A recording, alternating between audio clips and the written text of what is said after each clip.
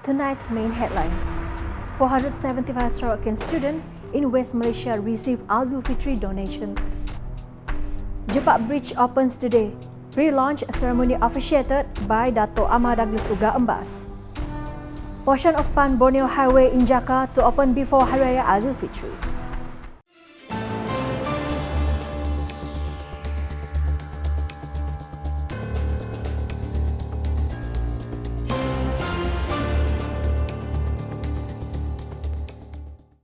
Good evening.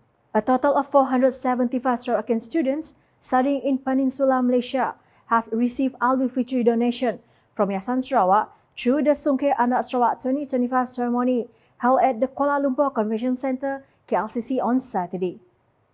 Of the total, 392 recipients are students from Institute of Higher Learning, IPT, 36 under the Sarawak Foundation Student Exchange Programme, 7 among the children of Yayasan Sarawak staff, including 40 children of Rumah Sarawak Kuala Lumpur staff.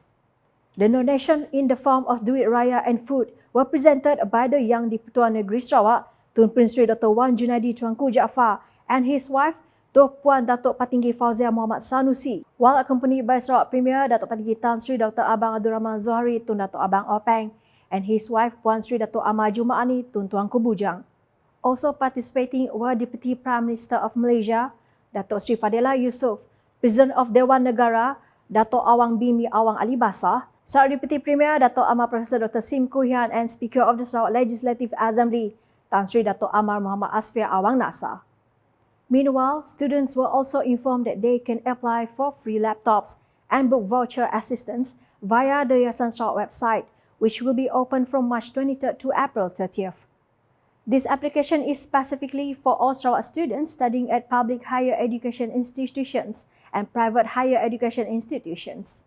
The event organised by Yayasan Sarawak in collaboration with the Sarawak Liaison Office, Kuala Lumpur and Sarawak volunteers was further enlivened by the presence of more than 2,000 guests consisting of Sarawakians serving in Peninsular Malaysia and strategic government partners.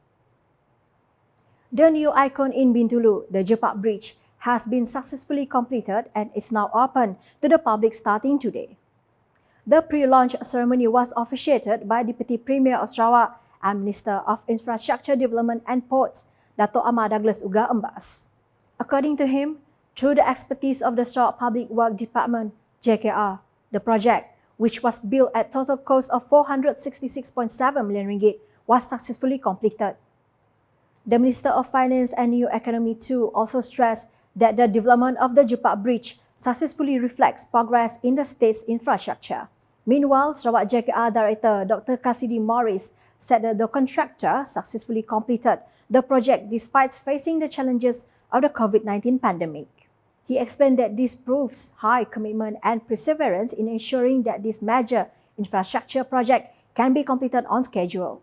For the record, this bridge project involves the construction of a 1.2-kilometer two-way four-lane bridge, including a 494.2-meter cable-stay bridge system with a main span of 267.6 meters. In addition, a 3.5-kilometer access road will also be constructed connecting major routes in Bintulu such as Jalan Ahmad Zaidi, Jalan Tun Razak and Jalan Abang Galau. The travel distance from Bintulu Airport to the city centre will be shortened to just 6.4 kilometers. Part of the Jakar route of the Borneo Highway will be open to the public before the Raya Aidilfitri on 25th March. According to Datuk Amar Uggah, the rest of the route will be open in April. He urged contractors involved in the constructions of the road to expedite the completion of the project so that the route can be fully open to the public. Well, this portion will be open to traffic belum Hari Raya. They committed to siap 25 hari bulan Mac. Dual carriageway. Ada dual carriageway pada depan dipakai for public. So we are happy at the progress, tapi kita minta for them to speed up this part supaya the remaining part of the Borneo will be ready by end of April. He said this to the media after conducting a work visit to the Borneo Jakar project site on Saturday. In the meantime, the government will build a P-turn as an alternative to facilitate the movement of vehicles from the Jakar area to the Sarike town centre. According to Datuk Amar Douglas Uggah, previously the Member of Parliament from Sarike, Datuk Sri Huang Tiong Si, requested that a traffic light be built in the area to make it easier for residents to access Sarike town by the existing P-turn as the distance is too far. He hoped this construction could be completed immediately after this road is fully open, which is anticipated by April. Meanwhile, Datuk Amar Douglas Uggah Embas conducted a visit to the Temporary Evacuation Centre PPS at Selangau Multipurpose Hall on Saturday to inspect the condition of flood victims' house there. He, who is also the chairman of Sarawak State Disaster Management Committee, JPBN, distributed essential supplies to the flood victims during his visit. He was briefed by Lieutenant Luke Douglas Dugong from the Selangau Civil Defence Force, APM, on the current situations. The PPS at Selangau Multipurpose Hall, which has been operational since 7:30 p.m. the previous night, currently shelters 28 adult men, 31 adult women, 10 boys, 15 girls, 1 baby boy, 5 baby girls, 1 woman with disabilities, 10 elderly men, and 15 elderly women. More than 100 flood victims from 4 longhouses around Selangau have been relocated to the evacuation centre on Sunday. The Selangau District Disaster Management Committee reported that 35 victims from 12 families of Rumah Nyarapong have been evacuated, while Rumah Magdalene has seen 14 victims from 2 families. In addition, Rumah Awar houses 52 victims from 16 families, while Rumah Ambrose has 15 victims from 2 families. The federal government is urged to expedite approval of Phase 5 of the Sibu flood alleviation project so that the flood situation does not continue to be critical.